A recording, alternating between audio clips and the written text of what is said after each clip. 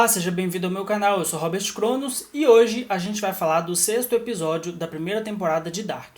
Esse aqui é o vídeo número 6 de uma série de vídeos super legal que eu estou fazendo para acompanhar a estreia da 3ª temporada de Dark. E se você não é inscrito no canal, se inscreva aqui para receber as notificações dos próximos vídeos, porque tá muito legal, a gente está debatendo alguns assuntos como teorias, muitas outras coisas interessantes sobre Dark, e conforme for passando os dias a gente vai atualizando aí a nossa lista de teorias que já está bem grande. Beleza? Bora pro vídeo! Olá, seja bem-vindo ao meu canal, eu sou Robert Cronos e o nome do 6º capítulo de Dark se chama Sic Mundus Creatus Est. Essa frase ela é o lema lá do Sic Mundus. A gente vai se aprofundar mais no Sic Mundus, principalmente na 2ª temporada. Então é por isso que você não pode perder esses vídeos, tá? Deixa o like aqui e compartilhe com seus amigos se você estiver gostando, para eu saber que esse conteúdo é relevante, ok? Esse episódio ele se foca muito ali nos Nielsen e nos Tiedemann, na relação entre eles. Como que essa relação se deu, tanto no passado quanto no presente. Existem alguns fatos ainda nebulosos com relação aos Tiedemann, que a gente vai discutir aqui, mas nada comprovado ainda. O episódio começa com a Regina presa a uma árvore, e depois a gente vai descobrir que aquilo foi uma brincadeira feita pelo Ulrich e pela Catarina de 1986, porque a Regina sofria muito bullying. A gente se pergunta, gente, como é que uma menina bonita, doce e gentil como aquela Regina se torna uma mulher amarga e sem graça? Isso a gente provavelmente vai descobrir ainda na 3ª temporada.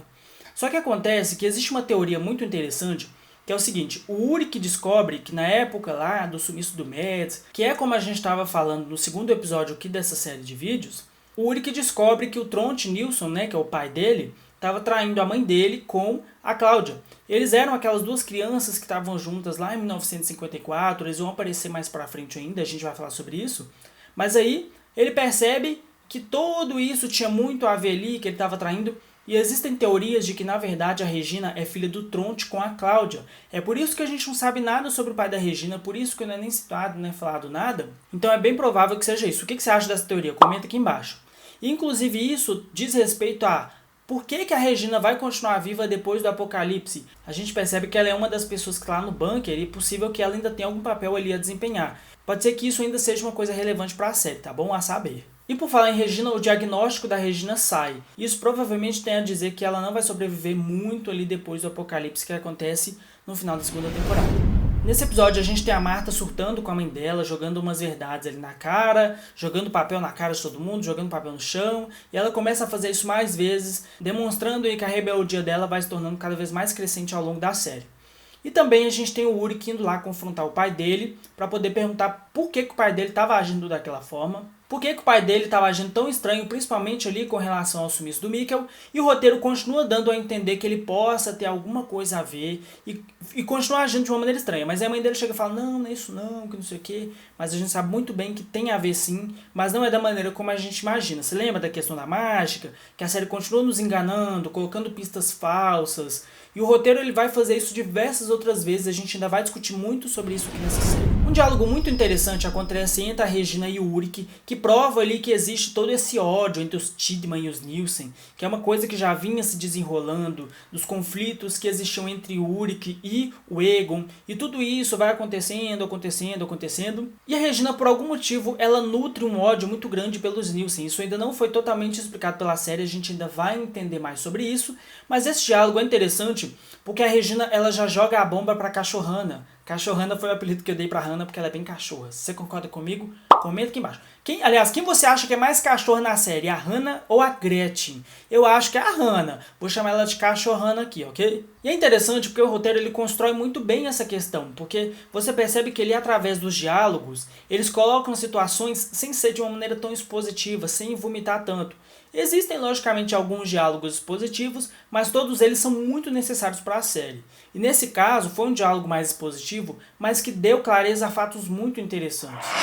E outro fator interessante, né, é com relação à traição do Ulrich contra a Catarina.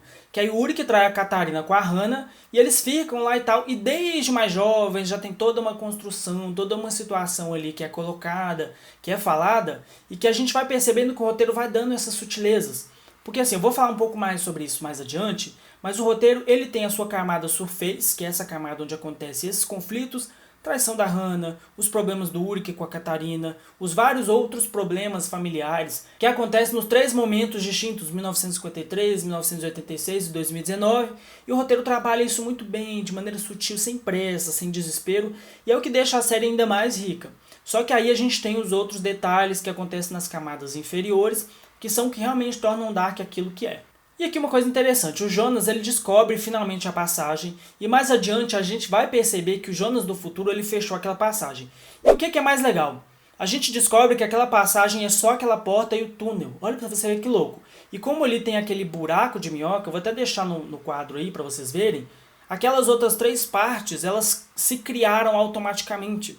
Então dessa forma, o ano 1953 é o ano do start ali, onde eles criam aquela passagem, e uma vez feito isso, as outras 2 passagens se encontram simultaneamente. Isso significa o quê? Que quando uma pessoa entra, para ela poder chegar no ano que ela deseja, ela tem que ir exatamente para a direção correta. E o que acontece, a gente vai falar mais sobre isso nos próximos episódios aqui dessa série, o Uric, ao invés de ir para 1986, ele vai parar lá em 1953, coitado. É porque ele vai pro caminho errado. E parece que os personagens fazem isso algumas vezes ali ao longo da série. Nossa, mas o cara deu um azar muito grande, viu? Meu Deus. E aí, aquele diálogo da mãe, do Uric, falando sobre a cicatriz do Mads, tá? O Uric chega, descobre através da cicatriz e começa a embaranar a cabeça dele, ele começa a ficar meio louco. E aí ele vai ser o primeiro personagem desse bolo aí de personagens a tomar essa ciência com relação à viagem no tempo e tudo mais, fora o Peter e o pai do Uric, que eram personagens que já estavam envolvidos, mas a série estava escondendo isso da gente até então.